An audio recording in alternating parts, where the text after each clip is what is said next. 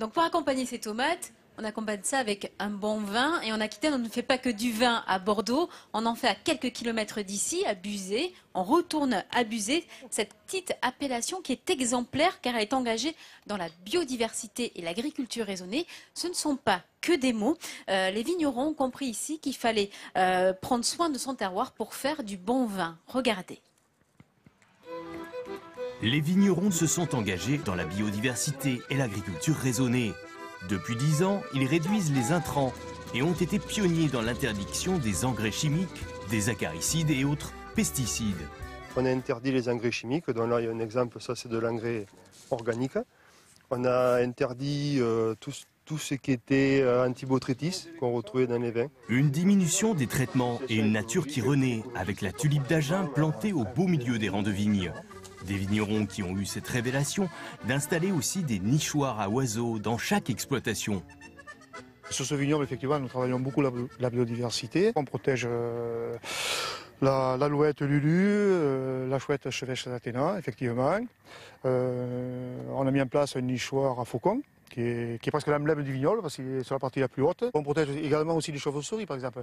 La chauve-souris mange beaucoup d'insectes. Donc on a beaucoup d'insectes ou de parasites, notamment la flavescence dorée, et les chauves-souris en consomment beaucoup. Pour exister, l'AOP Buzet, ses 1870 hectares et 198 vignerons ont mis en commun leurs moyens de vinification au sein d'une coopérative unique. Une espèce d'îlot d'irréductible gaulois, là, situé entre Bordeaux et Toulouse. Notre histoire s'est liée finalement à Bordeaux, puisque le premier directeur de cette cave avait été le maître de chai du château Laffitte dans les années 50. Il a évidemment amené un savoir-faire bordelais, donc c'est pour ça qu'on a aujourd'hui un vignoble qui est entièrement bâti sur le modèle bordelais. 80% sont commercialisés en France, dans les restaurants et chez les cavistes, 20% en Europe, aux États-Unis et en Asie. Effectivement, la compétition est importante. Il y a plus de 400 appellations en France, mais il y a aussi à travers le monde des centaines de millions de bouteilles qui se commercialisent. Et donc il nous faut, nous, avec nos 12 millions de bouteilles, exister dans cet univers-là. Un vignoble toujours aussi populaire, qui mise depuis plusieurs générations sur la fidélité, avec un bon rapport qualité-prix de ses vins.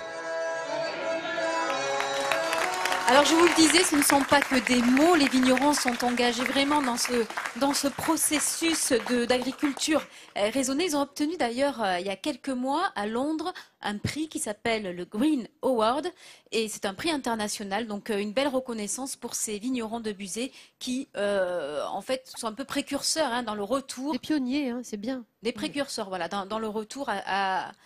Et moi, je voudrais mettre une petite médaille supplémentaire, l'accrocher au plastron des vignerons de Buzet, parce que survivre et même se faire connaître à côté de ce géant bordelais qui est à une cinquantaine de kilomètres pour les vignobles les plus proches, je dis chapeau. Parce que c'est très difficile de pousser à l'ombre des grands arbres. Et ils ont su trouver une appellation ici en Lot-et-Garonne qui fait briller le terroir. Voilà.